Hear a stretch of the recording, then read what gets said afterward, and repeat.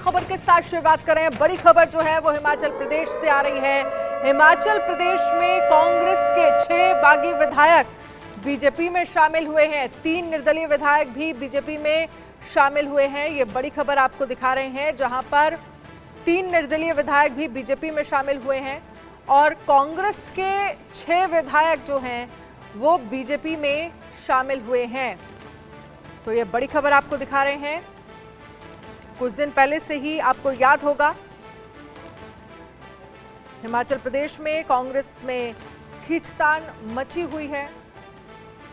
CM Sukhvinder Singh Sukhu को लेकर नाराजगी जो है वो विधायकों में देखी जा रही थी और उसी का असर जो है वो देखने को मिला है, जहां पर 6 कांग्रेस के विधायक बीजेपी में शामिल हुए हैं और इसके साथ ही 3 निर्दलीय विधायक जो हैं वो बीजेपी में शामिल हुए हैं।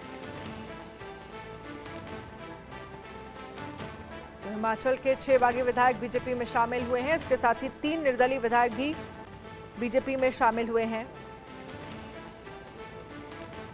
तो ये बड़ी खबर आपको दिखा रहे हैं। देखिए, लोकसभा चुनाव जैसे जैसे नजदीक आ रहे हैं वैसे वैसे तमाम नेताओं का जो दल बदल का दौर है वो जारी है। क्या कुछ कह रहे हैं अनुराग ठाकुर, सुनिए जरा।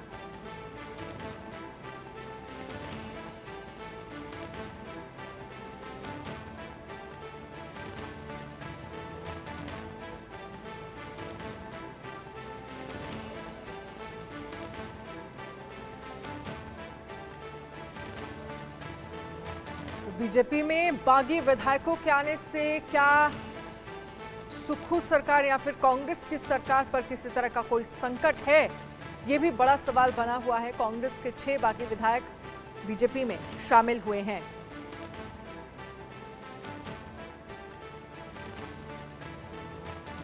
पक्के मकान हो, 12 करोड़ शौचालय हो, 10 करोड़ बहनों को रसोई गैस का सिलेंडर हो, या फिर 13 करोड़ घरों को नल से जल देने की बात हो, 60 करोड़ लोगों को 5 लाख का इलाज मुफ्त में देने की हो, या 80 करोड़ लोगों को मुफ्त में अनाज पहले भी दिया, आगे भी मोदी की गारंटी है।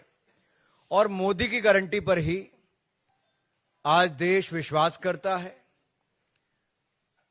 और मुझे पूर्ण विश्वास है आप सबके आने के बाद भारतीय जनता पार्टी को और बल मिलेगा। हिमाचल प्रदेश में हम और सशक्त होंगे। जिन वायदों को करके पिछली सरकार हिमाचल प्रदेश में बनी थी, वो वायदे उतने ही झूठे थे जितने वो राजस्थान और छत्तीसगढ़ में थे। और आपने उन चुनावों में भी देखा, लोग पूछते थे कहां गई कांग्रेस की गारंटी। गारंटी वहां फेल होने के 5 साल के बाद अवसर मिला था, यहां 1.25 साल के बाद अवसर मिल गया है। और 1.25 साल में जब चुनाव आया राज्यसभा का, तो जनता का गुस्सा इन 6 विधायकों के रूप में भी देखने को मिला कि क्या आक्रोश जनता में है अपनी ही चुनी हुई सरकार के प्रति। और इन 6 विधायकों ने उस समय राज्यसभा के चुनाव में श्रीमान हर्ष महाजन जी को चुनने का कार्य भी किया। आज मैं ज्यादा लंबी बात ना करते हुए इतना ही कहूंगा कि आपने अनेक राज्यों में देखा है कि बड़ी तादाद में लोग अन्य दलों को छोड़कर भारतीय जनता पार्टी में शामिल हो रहे हैं। ये भी चाहते हैं कि मोदी जी ने विकसित भारत का संकल्प रखा है, उस विकसित भारत में इनका भी योगदान हो। हम सबका भी यही है कि जितना बड़ा हमारा भारतीय जनता पार्टी का परिवार होगा, उतनी ताकत के साथ हम जनता की सेवा कर पाएंगे। और हिमाचल प्रदेश को तो मोदी जी ने अपना दूसरा घर माना है, कोई कमी कहीं नहीं छोड़ी। जो वर्षों से अटल टनल का काम बंद था वो भी मोदी जी ने पूरा करवाया। यहां तक कि छोटे से राज्यों को एम्स, पीजीआई, कई मेडिकल कॉलेज दिलाए, आईआईएम दिलाया, सेंट्रल यूनिवर्सिटी दी, और कम से कम 50,000 करोड़ की तो केवल सड़कें ही दी हैं। रेल का नाम हिमाचल प्रदेश में था ही नहीं। ये ऊना से लेकर दौलतपुर चौक की रेलवे लाइन का भी काम पूरा कराया, इलेक्ट्रिफिकेशन कराया। वंदे भारत एक्सप्रेस जो देश की चौथी चली तो हिमाचल प्रदेश से चली। बिलासपुर की रेलवे लाइन का काम तेजी से चला है। चारों ओर 4 लेन हाईवे बन रहे हैं। तो जब इतना विकास और गरीब कल्याण के काम लोग देखते हैं तो निश्चित तौर पर मोदी सरकार की नीतियों में विश्वास और बढ़ता है। और मुझे पूर्ण विश्वास है कि जिस विश्वास को लेके ये सब आए हैं, मैं अपने सभी इन भाइयों को कहना चाहता हूं, ये मोदी सरकार है और मोदी की गारंटी वो है जो पूरा होने की गारंटी है। और हम लोग देश को आगे बढ़ाने में हिमाचल से भी एक बड़ा योगदान देंगे।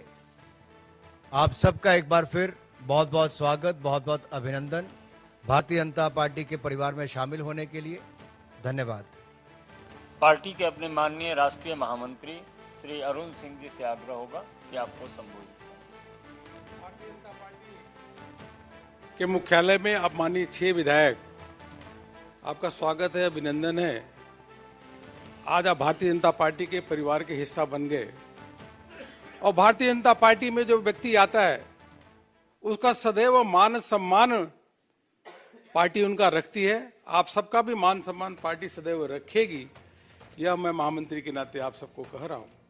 कांग्रेस के दिवालापन नीतियां एवं नकारात्मक राजनीति से परेशान होकर के आप